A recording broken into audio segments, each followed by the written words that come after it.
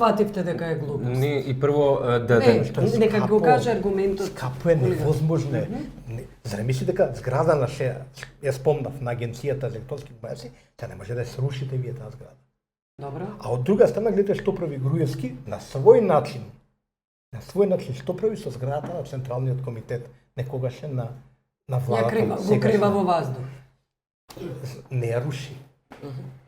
Става оклопи, се глупира, Тоа е еднакво нарушење, тоа е еднакво нарушење. Во ред, но е некакво одржливо решение. Треба, види, не е возможно 5 години да му убедувате дека ние сме немале никаква идеја што ќе се прави во градот. Или идеја да рече, ние сакаме ледина да биде. Во ред, и тоа е идеја. Ама јас не сум кандидат за градоначалник за да нудам идеи за градот. Јас сакам да го чувствувам и да дишам слободно во овој град и делот тоа дишање слободно значи без споменици. И во моментов јас не треба да дадам моја нова замисла и да очекувам Скопје да почне да се развива според мислењето на Никола Наумовски од 2014 натака. Јас сакам само го замислам Скопје како демократско, каде што луѓето, стручните луѓе ќе кажуваат што е добро, а што не е добро за Добро ли е францускиот клуч фраза преземена од Тоа е метафора и да не му ја злоупотребуваме метафората на Фрчковски онака како што му ја злоупотребуваат курирци. Фрчковски никогаш не кажуваше дека спомениците треба да се срушат, туку зборуваше за дента, зборуваше за дента кога власта ќе падне и како луѓето ќе се осеќаат и дел од луѓето ќе ги напаѓаат спомениците такав, како се вика, метафорично со француски клучеви. Јас сум сигурен да го прашате денеска Фрчковски дали мисли дека треба да се оцелат зградите и спомениците, ќе ви каже не. Јас ви викам, оно што го кажуваме, дека не треба да имаме страф од ништо, па дури и од рушење. Некои од зградите, кои што не така алергични на поимот рушење, ќе потрошат повеќе отколку да се срушат истите и да се изградат нови. Само одржувањето на тие згради ќе чини повеќе отколку да се срушат и да се изградат нови. Колку за пример, Министерството за надворешни работи кошта 16 милиони евра, а досега Министерството за надворешни работи под кирија плаќале 90.000 евра. Оваа зграда што ја гледаме сега ќе се исплати за 150 години. Годишна кирија од 150 години тогаш ќе биде исплатена оваа зграда.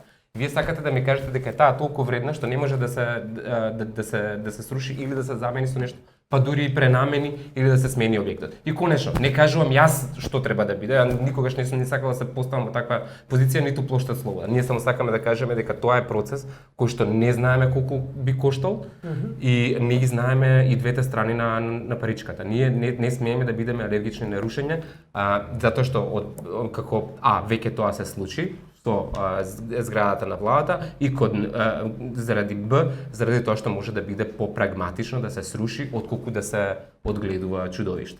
Велите барате акција на експертската јавност, зашто вие не иницирате акција на да ги соберете експертите и да побарате? Ние немаме никаква моќ, тоа е задача на општина Центар. Таа има жежок костен, се согласува многу тежок проблем да реши и јас колку што гледам не е ниту организирана било каква трибина, не знам кои експерти се консултирани за справувањето со Скопје 2014, не е ни наслутена било каква стратегија во однос на Скопје 2014 во справувањето овие 3 месеци. Јас не очекував дека за 3 месеци Жарновски ќе го реши проблемот, но мислев дека барем ќе ги постави контурите на идната борба. Јас имам да му понудам на Жарновски две ствари кои што се случија не од Пошта Слобода, него од владата и од општина Велес. Општина Велес одлучи дека ќе го промени ДУП-от и топилницата ќе стане зелено земјиште на последната седница на Советот на општината, што очигледно не е уставно, односно е уставно и не може да падне на уставен суд.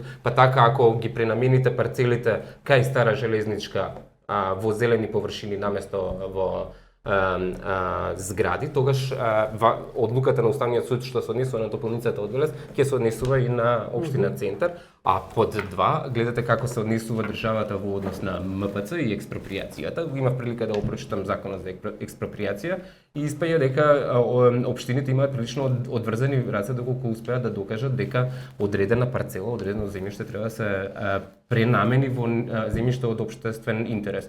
А нема поголем општествен интерес у мал ринг од паркови во моментов. Велите дека вашиот глас не е слушнат? Да. Но тоа да се жалам, не сум само јас, има луѓе кои што се многу постручни од мене и во однос на правото, и во однос на урбанизмот и така натаму, и требаше до сега да се има некаков како се вика тим на луѓе кои што ќе работат. Зашто вие немате тим како невладина? Имаме, сите ние сме...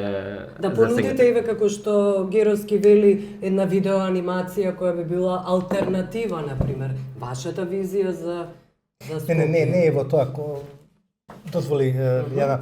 Значи, мислам дека сега пак преголем товар ставаш на плошта Слобода, тоа сепак не е работа нивна и значена. Видиш што е поентата, според мене барем.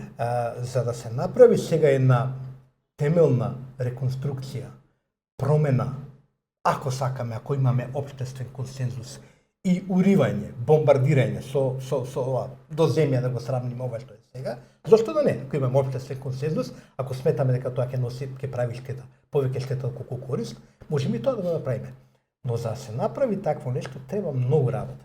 Треба голем дел од општествените сили, интелектуалци, невладини организации, цивилен сектор, архитекти. Не го прашувам Никола зашто архитекти. Прашувај архитектите, имам 50 архитекти од држава, ние да днес да рече, мене ми се свиѓа овде да има, не знам, паркова, да има вакво, накво, ако треба парковите ќе ги изградиме горе над зградите. Значи, се е ствар на креативност ова. Таква креативна енергија ние не покажавме во Македонија. Не покажавме енергија протестна доволно за да се спротивставиме на овие проекти. Тогаш кога првиот обид на градоначалникот беше на некој начин да се спротивстави на изградбата на црквата која е веќе во тек, и тоа дебело во тек изградбата на црквата, ние видовме што се случи. Излегоа групи, верски фанатици да ги наречем и така натаму, се злоупотреби таа приказна, се направи еден театар, а силите на отпорот и немаше никаде. И со ретки случаи кои ник се помагаа нешто околу тоа, меѓутоа дефинитивно покрај тоа што анкетите покажуваат дека Скопјани не им се допаѓа, јас мислам тие покажуваат дека СПМ им се допаѓа, оти согласувам, тоа се згради. Не само Скопје и на национално ниво, анкетите покажуваат дека проектот и се повеќе нема да им се допаѓа, бидејќи тоа се згради не само што се во естетиката идиотски, туку се и во нивната употребна вредност. Таму има институции кои нема потреба да трошат тукаве пари за струја, за вода, било што, за одржување на тие згради. Покрај тоа, ние имаме една фасцинација. Значи, не можеш, може да разговараме на почетокот, пред да почне ова лудило, пред да почне да се поставуваат првите, па да излеземе, па да се бунтуваме, додека беше се уште заштитен просторот.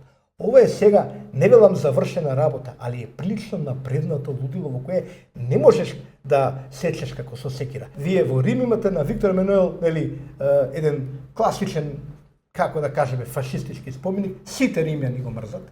Нели, тоа е платформа, сите римјани го мрзат, го прашате, тоа не е Рим, тоа се глупости, меѓутоа стои уште денеска. Макар и како споменик на глупоста. Ова се прашања, тука согласуваме за кои стручната јавност треба да каже своето, не може да се пресекуваат преку нога, особено не можеме тоа да го очекуваме, ја не сум апологет, немам намера, не сум ни партиски близок, ни на било кој начин со Жерновски, освен што сум дел од отпорот, како што беше тој и никсе другите, но немам намера на човекот да му товара на грб нешто што не може да го носи. Објективно не може да не можеме да носи. Јас мислам дека може. За малите ствари, јас мислам дека не може да се и наети во однос на правата на стечајците и бранителите со гасење на струјата на споменикот на Александар Македонски, али мислам дека принципиелно не може да дозволи камениот мост, символот на Скопје, да остане во темница додека овие двата моста кои што се во надлежност на општина Центар блескаат и згоре на тоа ги привлекуваат сите туристи да се сликаат кај нив наместо на камениот мост. Сега да не ги разговараме ние тројцата, сите знаеме која е вредноста на камениот мост, која е на овие, и се прашувам дали наетот на Жерновски не треба да функционира на таков начин кога коце се однесува така со нашето културно наследство во Скопје, дали овој треба да остане. Не, требаше да одиме да го со свети да го осветлиме, да го илуминираме ние самите и да срамиме ова власт. збориме за секој ден, секоја вечер по 10 сати,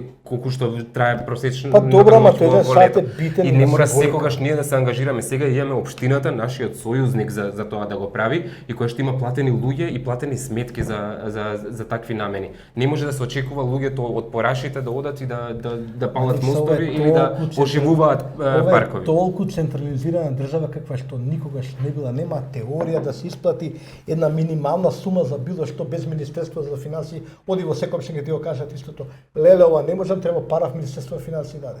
Не постои тоа што ние го мислиме дека е децентрализирано. Тоа не постои во практиката. Видиме реални, луѓето работат со реален материјал. Ти велиш тамо ке 500.000 евра нели ќе се заштеделе со ова и така. Па тоа за една општина каква што е центар кај што е све заглавено, тоа се мали пари, тоа се сериозни пари. Па зашто ги плаќа, не ми јасно, зашто ги плаќа општина центар, лудостите нова, зашто ги плаќа? А зашто град Скопје да ги плаќа лудостите на Груевски? Па добро. Па добро. не, Ама сега да не, изборуваме за позицијата на овој градоначалник, тој не може да решава за град Скопје, нели? Нема ли да даде легитимитет така Жерновски? На Скопје 2014 ако го превземе одржувањето? Ќе покаже дека е тоа негов проект. Не, апсолутно не. До сега го одржуваше, па јас не помислив дека Жерновски го поддржува Скопје 2014. А нема врска, ни едно со друго се Јасно ми е дека не можат оние сијалици кои што светеле дека ќе дојде новиот градоначалник и ќе ги угаси.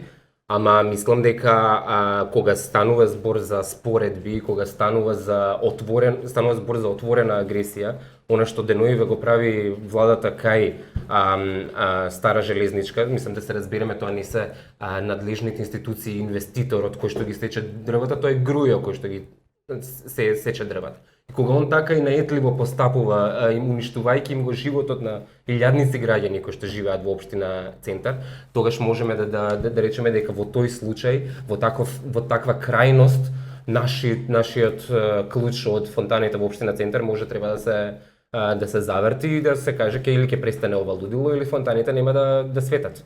Ете тоа сакав да го кажам, а јас инаку не мислам дека Жерновски со тој клуч може да ги реши проблемите и да распише предвремени избори или да ги реши проблемите на економијата и така натаму. Ништо крупно. Чекор по чекор да се обиде да опонира и да а на крајот на криштата го обструира проектот. Тие споменици и тие мостови се штетни за животната средина. Вие не знам дали сте биле на мостовите преку Вардар, има машини, односно апарати кои што ги бркаат птиците и кои што се така неподносливи за ушите на човекот, што не може човек поише од 5 минути да седи да стои на тие мостови. Нешто е елементарно погрешно со тие мостови и за тоа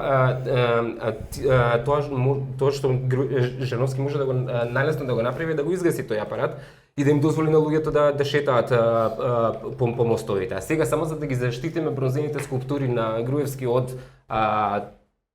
страчките, ние ги малтретираме луѓето. Ете за тоа сакав да документирам во мојата колумна дека за малите ствари, оние кои што не изначат на Македонија, изначат на жителите на општина Центар, Жерновски може да направи повеќе и треба да направи повеќе. Добро. Геровски би рекол, веројатно Жерновски не смее да загине природно и залудно. Никако. Победата на Жерновски е највредната победа на локалните избори и таа мора да ја сочуваме. И јас сакам колку што може повеќе Жерновски да направи за граѓаните на Скопје, пред се на Центар, жител сум на Центар, тука гласам, и јас тој е мој личен интерес, но ми е многу важно исто така да се научиме во Македонија, да се обидуваме да ги цениме, да ги заштитиме луѓето, да не ги фрламе во оган прерано. Долг процес ќе биде битката, со победата на Жерновски, тоа е само еден чекор. Граѓаните на Центар и Македонија направија кон она што треба да биде еден ден град Слобода или плоштад Слобода, ама тоа е само еден чекор. Ќе треба уште многу чекори да се изодат и тука јас не би бил ни наивен, ни преамбициозен, а јас сакам борбеноста на Никса и треба да не инспирира, но сепак би бил посериозен и би се обидел да го сместам човекот да го ценува во некакви реални категории, во река реални параметри колку што може, а добро да го бараме невозможно во него, зашто да не. Добро, јас благодарам што бевте гости на студио. Фала.